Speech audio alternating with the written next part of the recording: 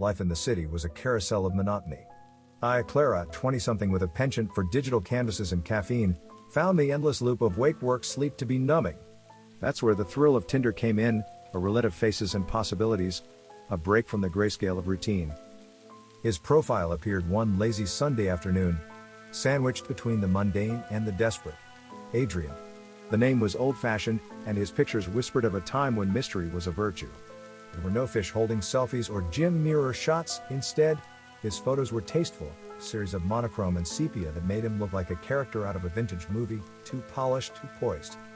We matched, and that little flare of excitement kindled something in me.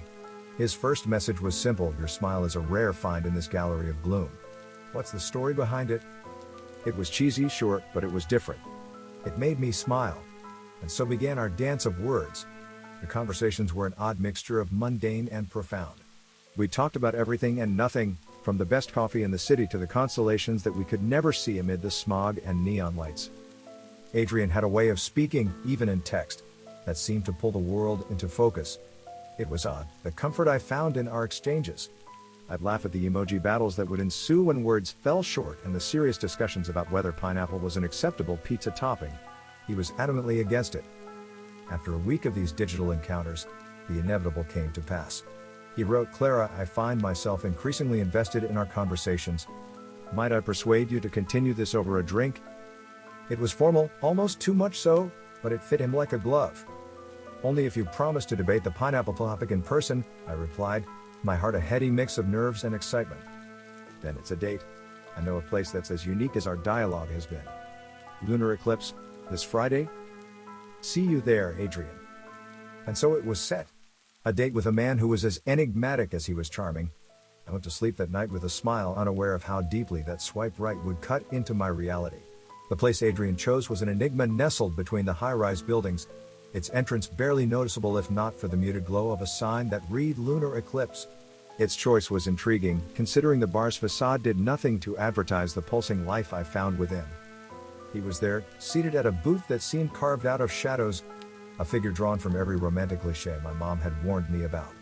As I walked over, his eyes lifted, and I felt a surge of something reckless flutter in my chest. The man from the Tinder photos didn't do justice to the person who now watched me approach with a half-smirk resting on his lips. "Clara," he said as I slid into the booth across from him. There was a weight to his voice, like velvet could somehow be heard. The conversation started as these things do, skirting around the ordinary, with laughter serving as a backdrop to the hum of other patrons. But as the night unfurled, so did the layers of our dialogue. His interest in antiques wasn't just a passing hobby, it was an ardor for the past, a longing for the elegance lost to time. His knowledge was extensive, his tales filled with historical accuracy that had me second-guessing if they were truly tales at all. When he listened to me, he did so with an intensity that seemed to edge on hunger. I told him about my job at a digital marketing firm, about my love for art, and he absorbed every word. It was as if he were memorizing the script of my life. The first delicate touch came when he reached across the table to emphasize a point, his fingers brushing mine. It was accidental, incidental, but it left a trail of heat that even the chilled cocktail I nursed couldn't quell. When the bar announced last call, the night felt unfinished. Adrian's presence was magnetic, and the idea of the evening ending was unthinkable.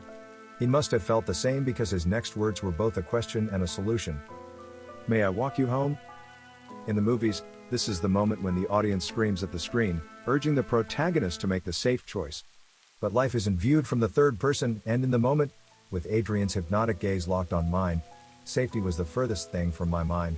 Outside, the city was a different beast at night, shadows stretching long across the sidewalks, the usual bustle subdued into a whispering lull. His arm brushed against mine as we walked, a silent communication that was as loud as a shout in the quiet night. Standing at my door, the anticipation bubbled into a question that hung between us. His eyes never left mine, and in them I saw the reflection of my own excitement tinged with something else, something primal. When his lips met mine, it was a searing promise, a stamp of possession that my body seemed to agree with before my mind had a chance to catch up. "Would you like to come in?" The words slipped out unbidden, fueled by the wildfire he'd started within me. And he did. That's how the predator was invited into the sanctuary of the prey. Only I wasn't thinking about fairy tales. I was drowning in the idea of a man whose soul seemed as old as the antiques he cherished, whose touch promised to write history on my skin. The night was still in its infancy when Adrian's silhouette darkened my doorway. His kiss, a fervent seal upon our unspoken pact, lingered like a promise as I beckoned him inside. The threshold crossed, our evening was set adrift on currents of wine and whispered confessions, the world outside fading to a murmur. In the sanctuary of my apartment, Adrian's presence was an entity unto itself, compelling and disarming. The wine poured was Merlot, a rich red, its surface quivering with the same anticipation that trembled through my veins. His eyes, dark pools in the dim light, held flecks of starlight, or so it seemed in those moments of shared laughter, escalating intimacy. Our dialogue wove a tapestry rich with tales of his travels and an enigmatic past. Yet, for every layer he unveiled, there was a sense that much remained hidden beneath a carefully crafted veneer. With each topic, we danced around the edges of profound connection, his every word an invitation to delve deeper into the mystery he presented.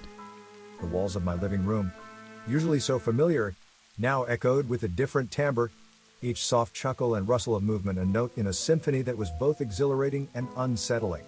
And as we conversed, the space between us diminished, until the air itself seemed to pulse with the energy of our proximity. Eventually, words surrendered to the inevitability of our attraction. The living room, with its gentle shadows, could no longer contain the growing fervor that charged the space between us. His hand, firm upon the small of my back, guided me to the bedroom, a silent siren song that promised a communion of desires. The moon, our solitary audience, cast its glow through the parting of the curtains, streaking the room with silver and shadow. It watched as our passions unfurled, a crescendo of longing met with equal fervor. The night air was alive, a witness to the merging of two silhouettes against the tapestry of the city's heartbeat. As the intensity of the moment built, I found myself enveloped in a sensation that transcended the physical, a profound connection I had yearned for, yet laced with an undercurrent of something I couldn't quite name. It was a yearning, a pull towards an edge I had never dared approach before.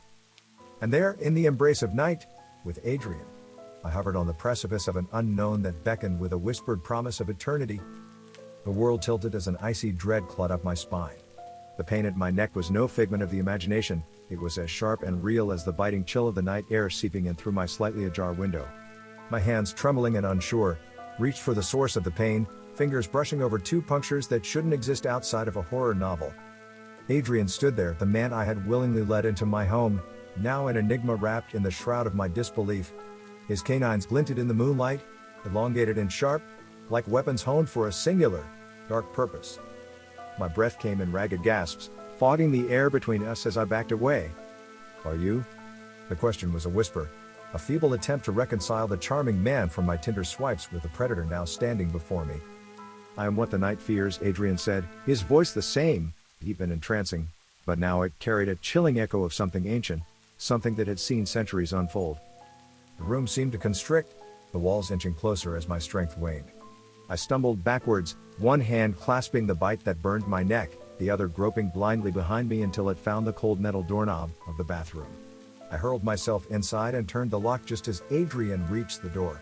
My heart was a frantic drummer against my ribs, fighting to keep its rhythm in the face of an all-consuming fear. I stared at my reflection in the mirror, pale, with lips parted in silent horror. The two small wounds on my neck were a stark confirmation of the nightmare. "Clara," Adrian's voice seeped through the door, his tone a serpentine caress that made my skin crawl. "There's no need to fear the inevitable. Embrace this gift." Gift? The word was a twisted mockery of the situation. I slumped against the door, my mind a whirlwind of terror and questions. How could the stories be true? Vampires were just myths, tales to frighten children. Yet the evidence was bleeding down my neck, the result of a creature from the very tales I had dismissed. My eyes found my phone discarded on the bathroom counter. Shaky fingers dialed the only number I could think of: the police, my friend, anyone who could anchor me to reality. But what would I tell them? That my date was a vampire? They'd think I was crazy, a girl who had watched one too many shows on Netflix, spiraling into a delusion. The phone slipped from my grasp as another wave of dizziness overtook me. I was running out of time. Night had fallen, and with it came a revelation that turned my blood to ice. Adrian wasn't just after my blood. He wanted more. He wanted to drag me into the abyss with him, to turn me into a monster of the night. The window in the bathroom beckoned, a slim chance. It led to the fire escape. It was a drop, but it was hope. I had to escape before the monster beyond the door convinced me there was no point in running, before he made me like him, eternal and damned. I had to move, had to flee, Had to survive until the light of day could chase away the darkness.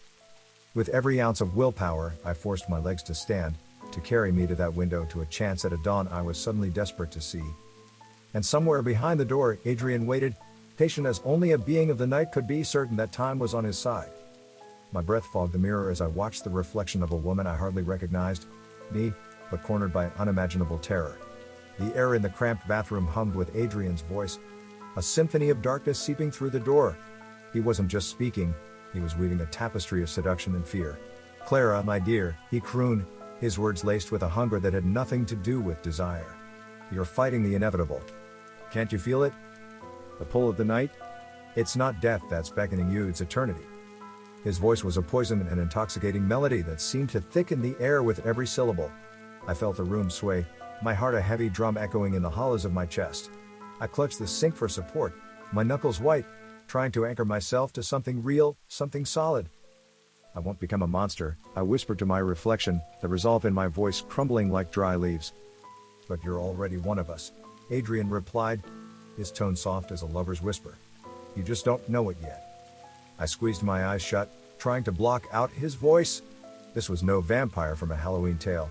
This was something else, something that didn't belong in a world of right swipes and first dates. "You can't stay in there forever, Clara. And I can wait for the moment when you realize that there's no life left for you out there. Not after this." My mind reeled, a carousel of confusion and panic. How could this be happening? Just hours ago I was Clara, the girl who yearned for something more out of life. And now, I was prey, an unwitting participant in a nightmare. I remembered the stories, the movies, the lore. Vampires couldn't enter unless invited, but I had flung the door wide open, hadn't I? A sob caught in my throat. My invitation had been my undoing. "Adrian, please," I started, my voice a feeble thread of sound. "Let me go." "Let you go?" His chuckle was dark as the space beneath my bed I'd always feared as a child. "Why would I do that when we're destined to dance in the darkness together?" Destined? The word twisted in my gut. Was this what my life had come to? A twisted dance of predator and prey, a chase that would end in the extinguishing of my humanity? The realization dawned on me then, heavy as a tombstone. Adrian didn't want my death. He wanted something far more sinister. He wanted me to share in his eternal night, to be a companion in his endless wanderings through the ages. I wouldn't let that happen. My survival instinct, that primitive part of me, roared to life. It screamed at me to fight, to flee, to do anything but succumb to the void that Adrian promised. I glanced at the window again. The drop to the fire escape seemed like a fall into hell itself, but hell was already here, behind that door, in the form of a man I thought I could love. The choice lay before me, stark as the black and white tiles beneath my feet. I could open that door and let the darkness envelop me, or I could take the leap, risk broken bones over a broken soul. My decision was made in the space between heartbeats. I wouldn't let the night win. Not tonight. Not ever. With trembling hands, I slid open the window. The cool breeze was a slap of reality. I hoisted myself onto the sill, a prayer on my lips, and looked back one last time at the life I was leaving behind. I was Clara, and I would fight for the dawn, even if it meant leaping into the unknown. The chill of the pre-dawn air bit into my skin as I crouched on the fire escape, every shiver a reminder of my pulsing wounds and the monster lurking just a pane of glass away. The sky was a palette of deep blues, the stars dimming as if they too feared what came with the light. I had mere minutes to act, minutes before the sun would crest the horizon and either be my salvation or just highlight my demise. A part of me, a dark, treacherous part, itched to go back, to succumb to the seductive abyss Adrian promised. It whispered of the power of the eternity, the escape from life's relentless mediocrity. But the rest of me, the human me, recoiled in horror at the thought. That life, if you could call it that, wasn't freedom. It was damnation. My heart pounded a frenetic rhythm, the taste of adrenaline and fear sour on my tongue. I was Clara, not some tragic heroine in a gothic romance. My life wasn't supposed to end in shadow and blood. With the desperation of the damned, I forced my aching body to move, to descend the rickety fire escape that moaned under my weight. Adrian's silence was more terrifying than his taunts. I knew he was waiting, calculating. Maybe he believed the sunrise would do his work for him, stripping away my will to fight. But I wouldn't make it easy for him. The alley below was deserted, draped in the hush of false safety. I hit the ground, my knees buckling momentarily before I steadied myself. The first rays of dawn were a whispered promise on the edge of the sky, a pale light that seemed both too slow and too fast in its approach. Then I heard it, the soft but swift sound of movement, a predator's grace. Adrian. He emerged from the shadows like a wraith, the dying darkness his cloak. His eyes, those predator's eyes, burned not with bloodlust, but with a cold, determined fire. The chase had ended. The final act was upon us. "Clara," he said, his voice the velvet of night, "you can't outrun what you are becoming." I backed away, my feet stumbling over the uneven ground as I eyed the thinning shadows. "I am not like you," I spat, the words tasting like a talisman against the darkness he offered. He shook his head, a slow, deliberate motion. "But you are, Clara. You're a survivor, and survival requires adaptation. Embrace it." The light was growing, a silent crescendo that painted the world in hues of hope and terror. It was now or never. I lunged forward, not away from Adrian, but toward him, toward the darkness that clung to his form. It was a reckless move, born of a cornered animal's instinct. My fingers found a piece of broken pipe on the ground, and I swung it with all the force of my fading humanity. The pipe connected with something solid. Adrian's form buckled, a hiss escaping him, a sound no human throat should make. I didn't wait to see the result. I ran, every cell in my body screaming for survival, for the light that promised life. The horizon blazed now, the first sliver of sun breaking free from its nocturnal prison. And as it did, a screech tore through the morning, a sound of fury and pain that marked the death of night. I didn't look back. I couldn't. The dawn was my beacon, and I raced toward it as if it were the finish line of my very existence. As the sun's rays kissed my skin, the fear that had cocooned me melted away. I was bathed in light, in warmth and life. And in that golden moment, I knew I had won, but not without cost. The city around me woke to the promise of a new day, oblivious to the night's horrors. And me, I was reborn in the dawn, but forever haunted by the night, by the knowledge of the darkness that lived just beneath the surface of the world, and within me. I was Clara and I was alive. For now. You never expect your day to detour into a nightmare, not when it begins with a mundane burnt toast, a spilled cup of coffee, a school run. My name is Elaine, and these trivial hiccups were the least of my worries. My real trouble started with the sound of sirens, a soundtrack to life in the rougher parts of the city where I raised my son, Danny. We were on our way back from his school when the chaos erupted. A bank at the corner of 5th and Main was being robbed. Before I could reverse and turn away, they were upon us. Ray and Tommy, names I'd later learn were as rough as the gravelly voices that barked orders at us. "Get in the car. Drive." Ray's grimy hands, stained with what I hoped was ink, clamped down on the car door, wrenching it open. His brother, Tommy, shoved a gun in my face, his eyes wild with the kind of fear that made your blood run cold. He forced himself into the passenger seat while Ray hauled Danny into the back. Driving through the city, my mind raced almost as fast as my heart. The rearview mirror reflected Danny's face, pale as paper, his wide eyes silently pleading for me to do something. Anything, but with the cold press of the gun against my temple and the constant stream of cursing from the brothers, my options were as barren as the landscape turning to blur outside the windows. "Head to the highway." "No funny business," Tommy snarled, his hand never steady, the threat always present. I obeyed, each mile taking us further from safety, from normalcy, from the reality I clung to. We left the city's clutches, and civilization faded into a series of signs and dusty roads. My mind whirred with escape plans, but they all ended with Danny in danger, and that was something I couldn't risk. Hours bled into each other until the car's headlights caught the flickering neon sign of a motel that looked like it had been waiting just for us. "The last stop motel," it declared, a beacon of false sanctuary in the creeping dusk. "We stay here tonight," Ray declared, pointing to the motel with a grin that didn't reach his eyes. "You try anything, and the kid pays first." The last stop motel, our unexpected harbor, our prison for the night. I glanced at Danny, forcing a smile to reassure him as we pulled into the gravel lot.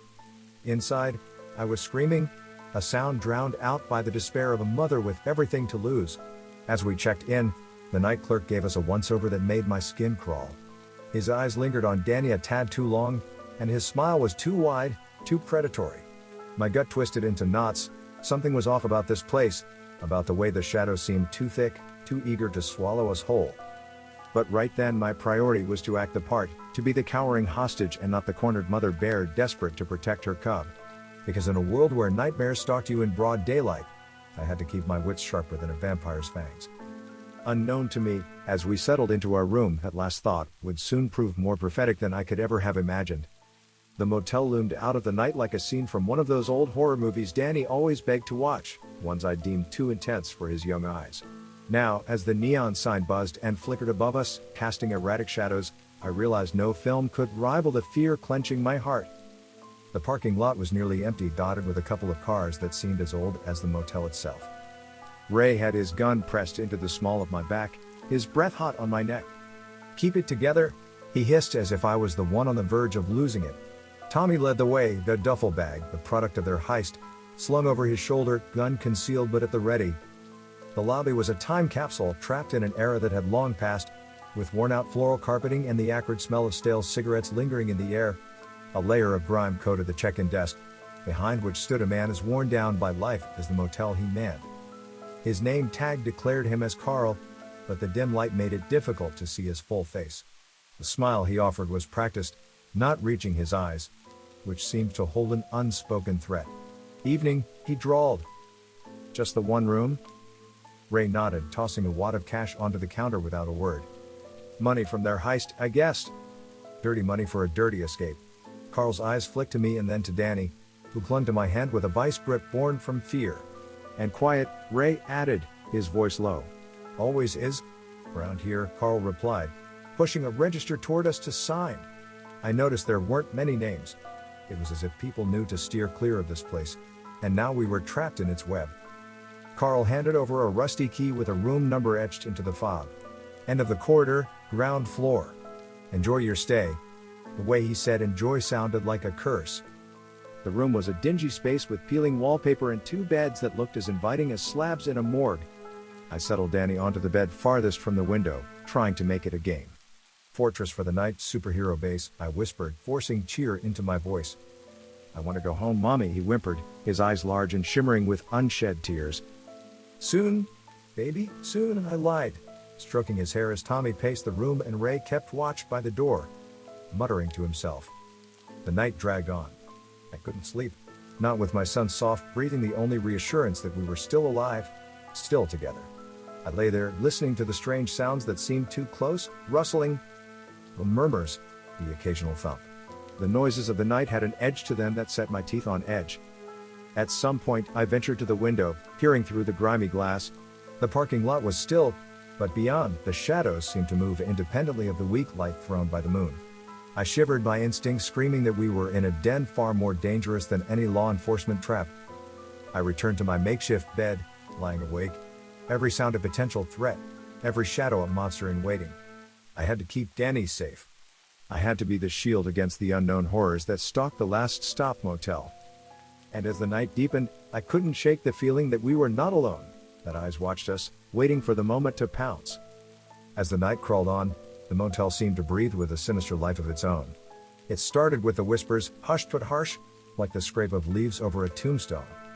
I lay there in the dark, my son's hand in mine, listening to the strange murmurs that slithered through the thin walls. I told myself it was just the staff, just other guests, people, only people. But as the moon climbed higher, the normalcy of the world we'd left behind slipped further away. From where I lay, I could see the digital clock's neon green numbers. Time felt suspended in the last stop motel. Once I dared to rise, pressing my ear against the cool surface of the door, my heart thundering so loud I feared it would betray us. The words I caught were fragmented, nonsensical. "Fresh blood," someone said, a voice cold as a winter grave. "Not since the last one," another replied, laughter in his tone like the ring of a funeral bell. I recoiled as if bitten, retreating to the safety of the bed. Danny stirred, mumbling sleepy questions, and I hushed him, stroking his hair, whispering that everything was fine. But even my mother's comfort couldn't mask the smell that began to seep into the room, a metallic tang, like pennies heated in the sun. At one point, I ventured to peer through the grimy window again, my breath fogging the glass. That's when I saw them, figures moving with an eerie grace in the darkness, silhouettes that didn't quite fit the shape of any person I knew. They congregated like shadows at a feast, bodies leaning into one another, too fluid, too fast. Panic, sharp and sudden, clawed its way up my throat. This was no ordinary place, and those murmurs and movements belonged to no one human. I thought of the legends I'd scoffed at, the tales designed to thrill and terrify. Vampires, my mind whispered, But the rational part of me rejected it. It was ludicrous, impossible. Yet, impossibility became the only truth when the scream shattered the silence. It was cut short, stifled, as if swallowed by the night itself. I didn't see who it belonged to, but the sound of it, the terror, was undeniable. I knew then we had to leave. We couldn't wait for Ray and Tommy to decide our fate. Whether it was the police or the peculiar horror of this place, I refused to let either claim us. I began to plan, my eyes scanning the dark room. Weapons, exits, distractions. My mind raced and my body remained frozen beside my child. We had to survive until dawn, I thought. Just until the sun rose. But as the scream echoed in my memory, a new sound emerged, the unmistakable click of our door lock turning from the outside. My breath caught, my body tensed, and in the dim light of the motel room, my eyes met Danny's. They were wide, trusting, and I felt the weight of his world on my shoulders. Silently, I pulled him from the bed, pressing a finger to my lips. "Hide," I mouthed, pushing him gently towards the shadow beneath the sink in the corner. The door creaked open, and I turned to face whatever came through, a mother's love, the fiercest weapon of all. The door groaned open like a warning cry from an ancient tree, and what stepped through was a distortion of human shape. Moonlight seeped in, casting a pale illumination on its form, a figure from a nightmare that no daylight could cleanse. It was the motel clerk, but not as we had seen him before. His face, once sallow and plain, was now a mask of predatory hunger, eyes burning a feral yellow. The way he sniffed the air, it was as though he could taste our fear, savoring it as a prelude to the feast to come. Danny was a statue beneath the sink, eyes shut tight, a prayer in a child's form. I stood before him, the only barrier between the night and his innocence. "Nice try hiding the boy," the clerk hissed, a voice like the scrape of a knife against bone. "But we have all the time in the world. You don't." The myths and movies had not prepared me for the reality of them, the vampires. They were elegance and death rolled into one, and there was no charm, no seduction here. Just hunger. He lunged. Instinct took over. I grabbed the lamp from the bedside table and swung with a force I didn't know I possessed. The bulb shattered against his head, and for a second, he staggered. That second was our lifeline. I grabbed Danny, my mind screaming, "Run, run, run." We bolted through the door, into the corridor where shadows danced and the wallpaper seemed to throb with a sickly pulse. The motel had become a labyrinth of terror. Doors burst open as we passed, revealing glimpses of horrors, faces twisted in bloodlust, fingers lengthened into claws, and eyes. So many eyes, gleaming with the thrill of the chase. We reached the stairwell, the metal echoing under our frantic descent. Then a shriek, ear-piercing, skin-crawling, a battle cry of the night itself. They were coming, a flood of darkness sweeping through the halls. The lobby was empty save for the remnants of the day's normalcy, a brochure stand, the check-in bell. We were so close to the exit, to the promise of the outside world. But as we neared the door, Ray and Tommy appeared, their own fear plain upon their faces as they took in the scene, the true face of their hideout. "What the hell?" Ray barked, the gun in his hand useless against the creatures that spilled into the lobby behind us. "There's no time," I shouted at them. "Help us get out." Survival made allies of us all. Tommy threw a chair through the front window, shattering the glass. The night air was like a bomb, cutting through the stench of death that clung to the air inside. We scrambled through the jagged opening just as the vampires descended upon us, an avalanche of nightmares. One caught my hair, pulling me back. I felt its breath, a gust of the grave. But Ray was there, slashing with a piece of broken glass. The vampire recoiled, hissing, and we stumbled out into the night. The car was a beacon of hope, but the keys were a torment, jingling like mocking laughter as my trembling hands fought to grasp them. The engine roared to life, and we left the last stop motel, a place marked by the lost and the damned, far behind. In the rearview mirror, the vampires stood at the threshold, unable to pursue in the open. Their eyes were cold stars in the darkness, promises of the night's return. But we had survived until dawn was just a whisper away. We had lived through the night, but the dawn had yet to prove its salvation. The first light of dawn was a painter, streaking the sky with brushes of pinks and oranges, a masterpiece that felt almost mocking in its beauty. It was a stark contrast to the night's terror, a tranquil veil over our ragged escape. Ray and Tommy, now less kidnappers and more reluctant protectors, huddled in the front, the severity of the night's revelations etched into the hard lines of their faces. Danny, small and silent beside me, had his eyes fixed on the horizon, as if the rising sun could burn away the memories.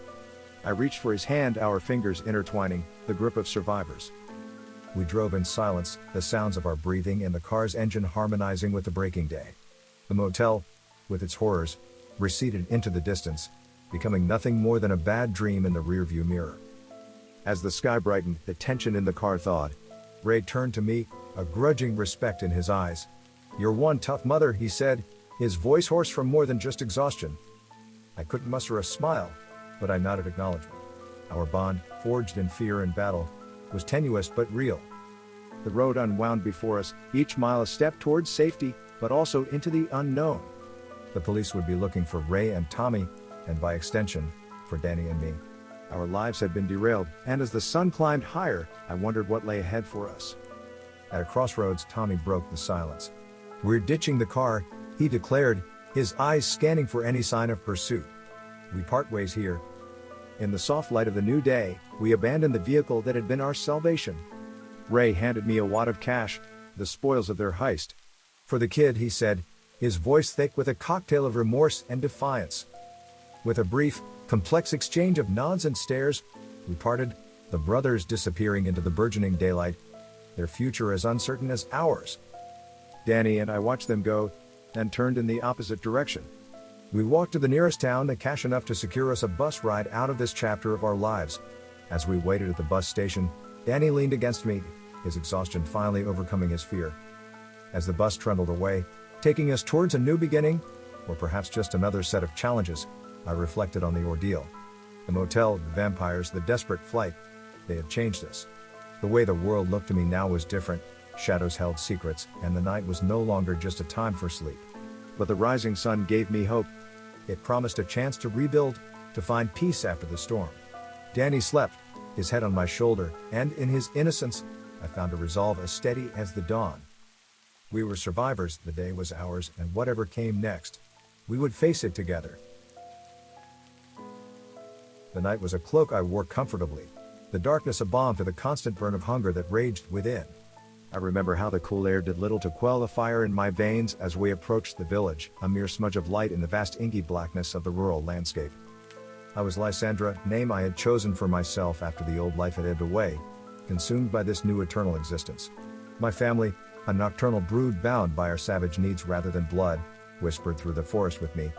We were shadows within shadows, silent and deadly. The village was an untouched gem, naive to the horrors that lurked beyond its quaint borders. Small, disconnected, perfect. They didn't have the means to fend off what we were, nor the knowledge that such nightmares on two legs walked the same earth they did. Our descent upon the village was planned. We were methodical, cold, necessary. That's what I told myself. The need to feed overrode any flicker of humanity left smoldering in my chest. We were predators, they, unwittingly, were prey. I watched as Marcellus, our leader and the one who had turned me, signaled. His hand was barely a silhouette against his dark profile, but it was the sign we had been waiting for. My throat tightened, anticipation mixing with the insatiable thirst. We split up, ghosting from house to house. My heart was a dead thing, but if it could have beaten, it would have thundered in my chest like a drum of war. I chose an isolated cottage at the village's edge. The door gave way under a push of preternatural strength. Inside, the air was warm, laced with the scent of life. My resolve hardened. In the bedroom, a couple slept, oblivious to the nightmare that had just walked into their lives. I remember how the moonlight painted the man's face, highlighting the pulse that throbbed beneath the skin of his neck, a pulse that sang to the void within me. I was upon him in an instant, the beast inside roaring as my fangs sank into the soft flesh. The taste of blood was iron and salt, life and death. It was an elixir, both damning and divine, flooding my senses, dulling the edge of my eternal hunger. His body convulsed, a muted gasp lost in the quiet night. I drank deeply, greedily, until there was nothing left but an empty husk. His partner never woke, never knew of the silent death that had claimed her bedfellow. She was next, and her blood was just as sweet. It was brutal, it was survival. It was who we were. As I left the cottage, my eyes met those of a child, peering from behind a cracked door. I paused, the humanity in me wincing in the face of innocence. Then I turned away. The child was silent, as if sensing the monster that had spared her. The village would wake to a morning of horror and mourning. We would be long gone, shadows receding with the night, our thirst temporarily quelled, but never satisfied. As I joined the others, their faces told tales of similar conquests. We were satiated, powerful, and in that moment, invincible. But even as we retreated to the safety of our hidden abode, a part of me, the smallest, most buried part, knew this couldn't last. The dawn approached, a subtle lightening of the sky that none of us would witness. We'd be asleep in our secured sanctuary, the day's light our enemy, just as much as the pangs of conscience that tried to claw their way through the darkness of my undead soul. And so the night ended as it always did, with the silence of the grave and the whisper of a question I dared not answer. What had I become? The sweet tang of blood lingered on my tongue as we continued our dark harvest under the cover of night. Each home was a vessel of life waiting to be tapped, and we, the grim reapers, yielded to our ghastly duty with a twisted reverence for the pulse that sustained us. Night after night, we returned to the village, a systematic culling wrapped in silence. I would watch from the shadows the hunted dance I had learned well. The anticipation before the strike was electric, a current that flowed through our veins, igniting the senses. I recall a particular evening when the crisp air was fragrant with the autumn harvest, a deceptive peace that we would soon shatter. I selected my mark, a robust man who toiled late in the fields, unaware that death stalked him amidst the rows of golden corn. My approach was a whisper, my presence an unseen menace. As I drew near, I could hear the rhythmic thud of his heart, a drumbeat to which my own dead heart seemed to respond. The chase, though brief, was the height of my existence, the moment before the fangs pierce, before the blood flows. With each life I took, the elation surged, the world around me sharpening into crystal clarity.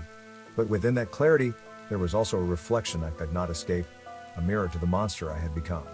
With every gulp, with every life snuffed out, the thrill was marred by a splinter of doubt that lodged itself deep within me. Marcellus reveled in our nightly feasts, his eyes alight with feral glee. Where God's in a garden of mortal flowers, he would hiss, his voice a serpentine caress against my ear. His philosophy was simple: we were the pinnacle of nature's design, and our prey merely steps in the evolutionary ladder for us to climb. But as I watched the light fade from my victim's eyes, a thought unbidden would sometimes surface. Were we truly the evolved, or were we simply parasites cloaked in the guise of predators? Each return to our lair became a descent into a well of introspection, the shadows we cast far darker than the mere absence of light. The other vampires, my kin in darkness, seemed untouched by these thoughts. They basked in the night's embrace, their laughter hollow echoes that filled our hollow sanctuary. We were careful, always. No bodies to be found at dawn, no evidence to be traced. We left only the ghost of fear that something unnatural had visited. The village, wrapped in its rural innocence, began to unravel. Whispers of a curse floated on the lips of its people. But even as we evaded human awareness, I could not evade the eyes that started to follow me, the eyes of my own reflection that judged me each time I passed a still surface. Those eyes that reminded me of who I once was, a memory eroding with each night's passing. The brutality of our nature was a chasm that widened within me, threatening to swallow what fragments of my human past still clung to the edges of my soul. I could feel the weight of every heartbeat I had stilled, a burden I had not anticipated when I first embraced the dark gift of immortality. As the village plunged into despair, we, its unseen scourge, flourished. Yet, in the midst of our grim prosperity, I could not shake the feeling that retribution was drawing near, as inevitable as the dawn we so fervently avoided. It was on a night stained with the blood of our sins that a new scent tinged the air, metallic and sharp. It was the scent of those who would not fall prey, of those who hunted the hunters. The whispers of vampire hunters, once idle tales spun to scare the young, now became the murmurs of our impending doom. Our reign of terror, once unchallenged, faced the prospect of a reckoning. And so the stage was set, the players assembled, and the next act of our macabre play would unfold under a moon that bore witness to both the predator's joy and the monster's lament. The ominous whispers of the village had evolved into a palpable dread that seeped into our sanctuary like a chilling fog. I had heard the murmurs of retribution in the air, the soft clink of weapons being sharpened, and the solemn vows of vengeance murmured by those who had lost loved ones to our insatiable hunger. Our nocturnal symphony had been disrupted by a discordant note, one that promised a confrontation we had grown too arrogant to anticipate. It was a sliver of fear that cut through the arrogance, a fear I saw mirrored in the eyes of my kin. The night was our realm, the dominion we believed ourselves to be sovereigns of. Yet there was no denying the signs. A shadow moved where no shadow should be, a silent observer marking the comings and goings of the damned. Marcellus, ever the imperious leader, scoffed at the notion of any threat that could unseat us from our predatory throne. Let them come, he would growl, the corners of his lips curled in a scornful smirk. They will find prey that bites back.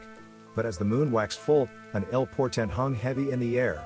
The stillness of the night was shattered by the shattering of glass, the sizzle of holy water eating into undead flesh, the crackling of vampire hunters' protective circles igniting in the dark. These were the echoes of retribution. On that night, the first sign of our hunter's presence was not merely a fleeting shadow, but a declaration of war. A fire raged in the heart of the village, a beacon that summoned the hunters to their cause. From the inferno emerged figures clad in garments that shielded them from our preternatural senses. The night that had always cloaked our predations now cloaked their righteous fury. We stood, a coven exposed, our eyes wide with a primal fear we had not felt in centuries. The hunters moved with a precision that spoke of years of training, of lives dedicated to the eradication of our kind. Their leader was a figure shrouded in mystery, his face hidden behind a mask that bore the visage of an angel, a mocking symbol of the divine vengeance they sought to mete out upon us. He moved like a specter, untouched by our attempts to strike him down, his steps measured, his purpose clear. In his hand, he wielded a blade that sang with an ancient power, a light that seemed to pierce the very shadows we had taken refuge in. His followers fanned out, a net closing in with stakes in hand, their eyes alight with a fire that matched their burning zeal. The first clash was cacophonous, a symphony of steel and snarls. Marcellus met their charge with a ferocity that would have made any beast quake. Yet the hunters matched our savagery with a cold, methodical determination. It was a dance of death and desperation. Our eternal lives weighed against their mortal conviction.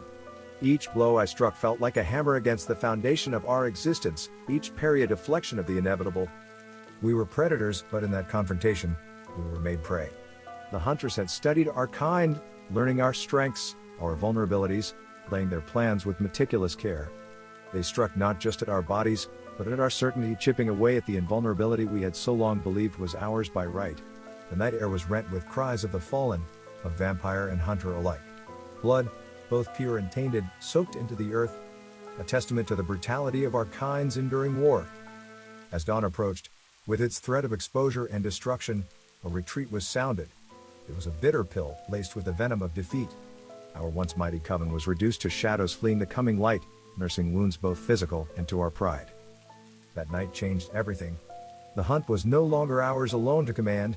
Fear, a companion as old as time, had reacquainted itself with us, tainting our confidence, whispering of an end to the eternity we had taken for granted. The whispers of the vampire hunters were no longer mere echoes. They were the tolling bells of a reckoning we could no longer ignore. The moon bore witness, hanging low and accusing in the ink-black sky, as the hunters encircled us. Its pale light was like the eye of God, cold, unblinking, and utterly without mercy. The hunters' silhouettes cast in silver were methodical in their advance, a tightening noose we could not escape. Our battleground was the village we had feasted upon. The streets that had echoed with our dark laughter now resounded with the cries of war. The irony was a bitter sting. What was once our hunting ground had become the stage of our potential demise.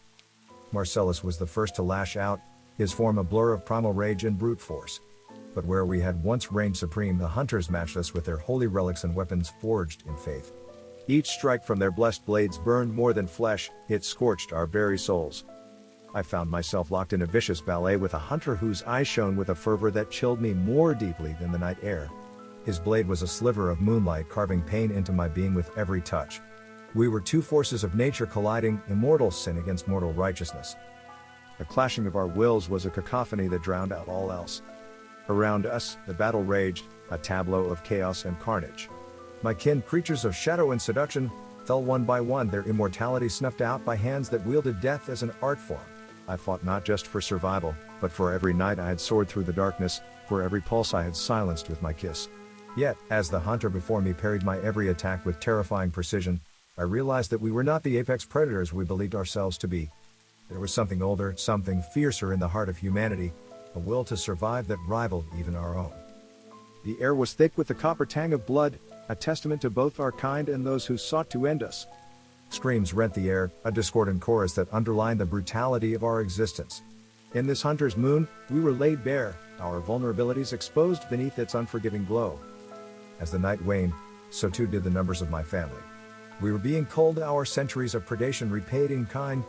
The hunters moved with a righteous conviction that could not be denied.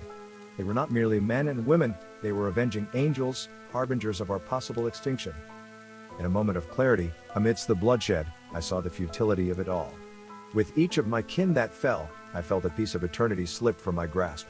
The reality of our existence, so fraught with violence and death, became a stark canvas upon which our sins were now painted in vivid crimson. The dawn approached, and with it, the need for retreat became paramount. The battle was not ours to win, not this night. With heavy hearts and wounded bodies, we receded into the darkness from whence we came, leaving behind the dead and the dying. The hunter's moon had risen, and under its watchful gaze, we had been judged.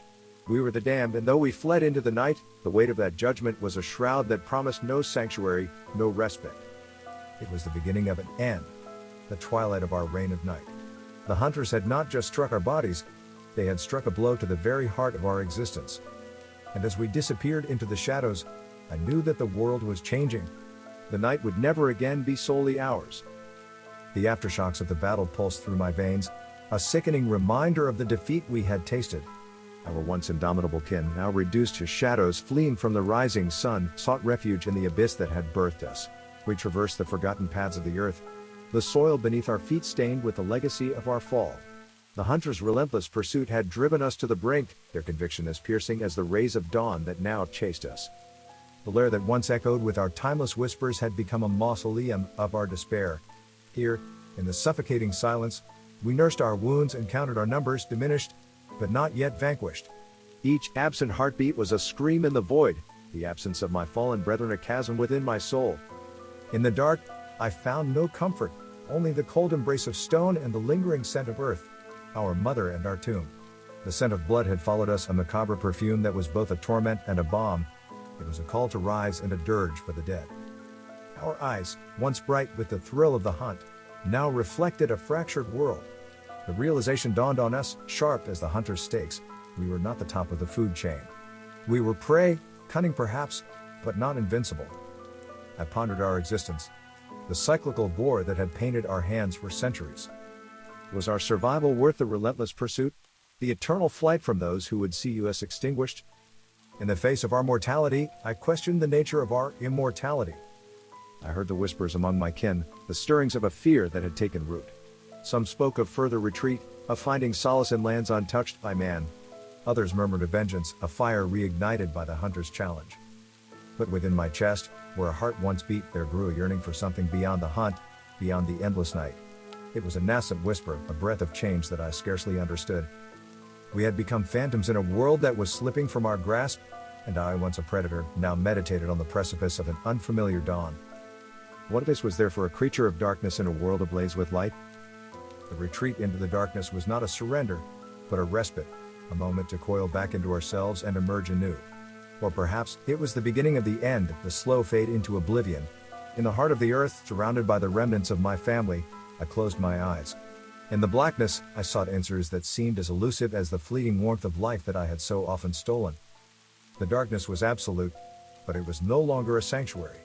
It was a question, one that whispered of untold endings and beginnings, of shadows yearning for the dawn.